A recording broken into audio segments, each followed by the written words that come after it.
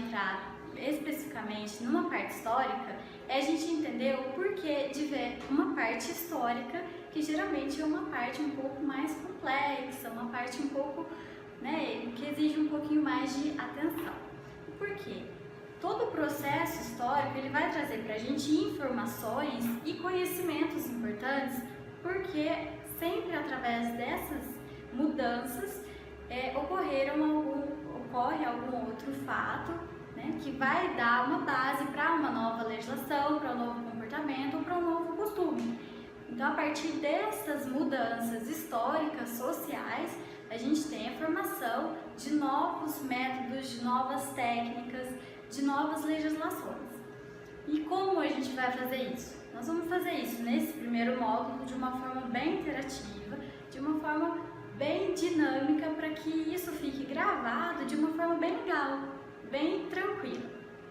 Primeiro ponto, então, para a gente iniciar esse estudo, seria as fases que a gente tem através dos estudos do ser humano com relação à natureza. Então, quais são os pontos importantes ou quais foram as principais fases dessa relação homem-natureza? Como é que o homem, através dos tempos, se relacionou e qual foi a postura dele diante da natureza? Então, lá no primeiro momento, a gente tem, então, vocês podem ver através do organograma na tela para vocês, a gente tem, então, os caçadores-coletores. Quem eram estes? Eram povos nômades, que, como no próprio nome diz, caçavam e coletavam para sua própria subsistência. E era apenas isso, não tinha uma exploração excessiva, como a gente vai ver um pouco mais adiante. No segundo momento, a gente já passou para outra etapa, que seriam então as aldeias agrícolas, Em todo o processo dos caçadores-coletores, com o aumento da população e uma certa organização bem simples, a gente tem as aldeias agrícolas. Ainda que não se tinha uma exploração excessiva, porque ainda era tudo muito simples, ainda se tinha uma coisa primitiva, uma coisa muito básica e inicial, um contato realmente de ainda subsistência e cuidado com o meio ambiente. No terceiro momento, a gente já tem os cacicados e os estados agrícolas, que a gente poderia analisar de forma conjunta. Um é lógico, como o próprio nome diz, e a gente já vai entender, ele vai ser mais complexo do que o outro. Os cacicados seriam uma organização um pouquinho mais complexa do que os estados agrícolas, com uma organização de líderes, uma comunidade já formada, de forma diferenciada. Já nos estados agrícolas, a gente tem também imagens que vocês vão ver daqui a pouco, a gente já tem realmente uma estrutura diferente, uma infraestrutura diferenciada e também um novo contato e forma de interpretação com o meio ambiente. E num terceiro momento, que seria onde nós estamos hoje, o momento nosso, os estados urbanos e industriais. Nesse a gente tem o quê? Essa exploração. A gente tem e uma fase de às vezes até posicionamento diferenciado com relação ao meio ambiente onde nós estamos. Então seria um estado que nós vamos focar depois, que traz pra gente essas maiores complexidades, esse maior aprofundamento nessa dinâmica homem e meio ambiente.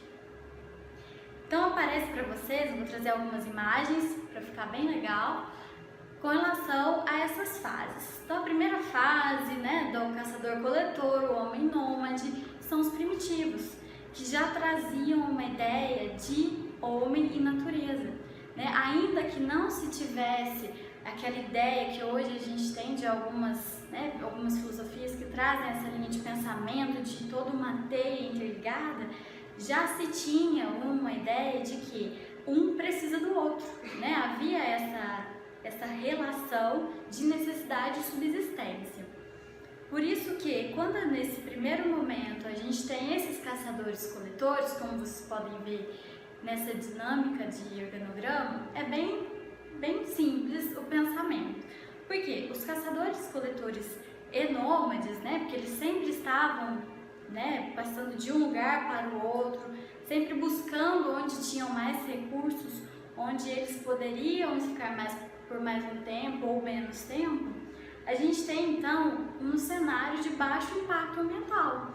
Por quê? Porque é lógico, a gente, pelo próprio nome, a gente entende que você caça e você coleta aquilo que você precisa naquele determinado local por um determinado tempo. Depois você passa para outro local e assim por diante, né? Você não esgota excessivamente o mesmo local, então o impacto ambiental é muito baixo. Até porque a gente pode ver também como característica dessa época uma dinâmica bem interessante de observação e entendimento dos processos naturais. Não que existissem estudos, etc., como eu já disse, mas por quê? Porque era realmente uma interação bem simples de observação, né? Os nômades observavam aquele meio, observavam aquele sistema, aquele ecossistema e viam até quando e até quanto eles poderiam retirar dali, o que seria para eles, né, para a subsistência, o que seria necessário para a subsistência deles. Por isso essa dinâmica de observação e entendimento. Entendimento nesse sentido, de compreender o meio, de respeitar aquele meio onde se está, certo? E daí é que surge essa relação de dependência direta. Se eles esgotassem o meio, ou se eles esgotassem um determinado recurso, eles não teriam mais. Então, eles tinham essa dependência direta de retirar daquele local que se tem e passar para outro local, respeitar aquele recurso que se tinha ali, precisa de um certo tempo para se recuperar. Da mesma forma que eles indo para outro lugar dariam esse tempo para o próprio meio se recompor. E aí que a gente tem então essa característica da convivência pacífica, né? Não existia essa grande questão que surge mais à frente dessa exploração do homem acima, certo? Então é uma coisa bem tranquila. A gente tem nas imagens que passam para vocês agora aí na tela esse retrato do homem caçador-coletor, do homem primitivo e nômade, né? A caça e a coleta, né, para a própria família, para os próprios grupos. Então, nesse momento, vale a gente destacar como que funcionaria isso. Então, a gente tem a natureza no centro, nesse primeiro momento, lá atrás, e aí como o homem vem? O homem vem, ele aparece como uma figura parte da natureza. Ele é uma das partes de todo aquele contexto, né? E também, quando a gente pensa nesse momento, a gente tem, até pelo contexto do que a gente viu, essa relação de quê? De respeito e de medo. Por quê? Porque era uma natureza gigante, que eles não tinham conhecimento total, né? Eles observavam e buscavam ter o conhecimento de onde eles estavam, daquele meio. Mas havia o medo do desconhecido, né? Do que não se sabia de onde vinha, dos fatos, dos fenômenos que aconteciam. Então era essa relação de respeito pelo natural e de medo, né? E também outro ponto interessante seriam o quê?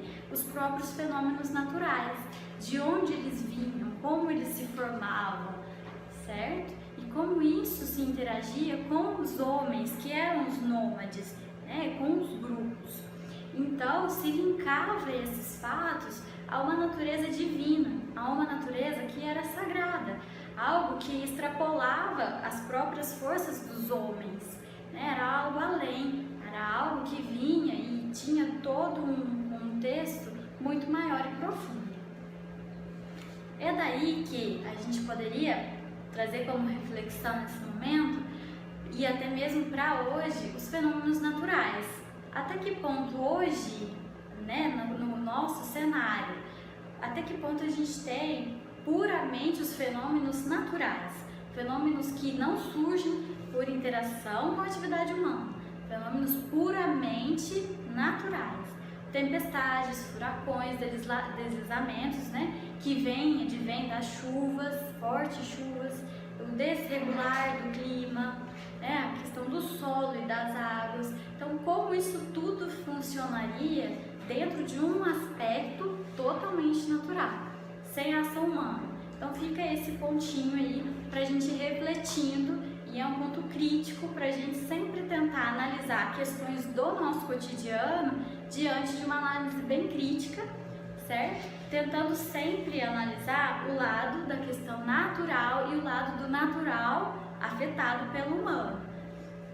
E é aqui que a gente já pode passar para outro ponto, que a gente está seguindo a evolução do homem com relação ao meio ambiente na história.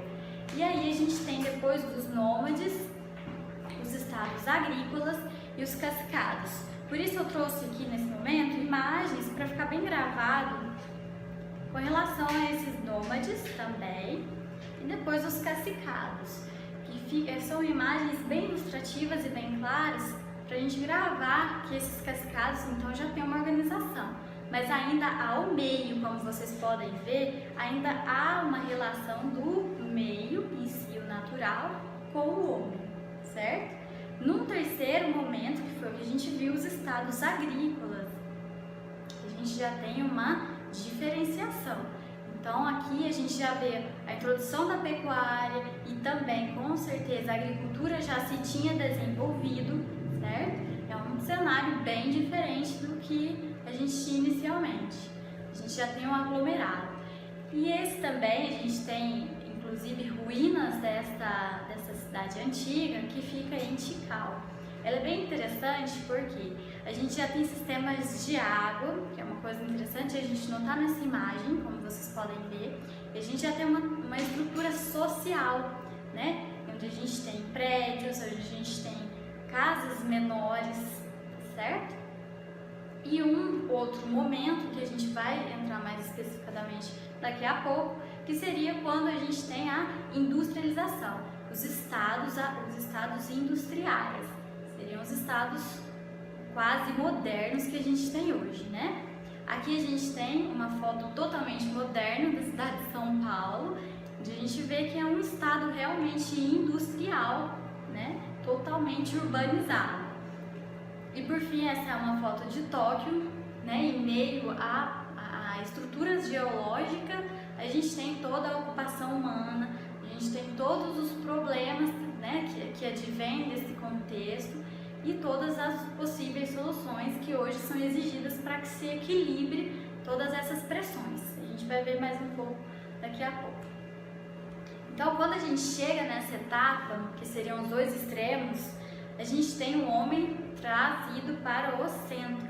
E aí a natureza, ela aparece como um objeto, como uma ponte, né? Ele é um dos elementos que possibilita, então, né, a continuidade do homem na Terra, tá? Mas ela vem como um objeto, como um elemento para uso.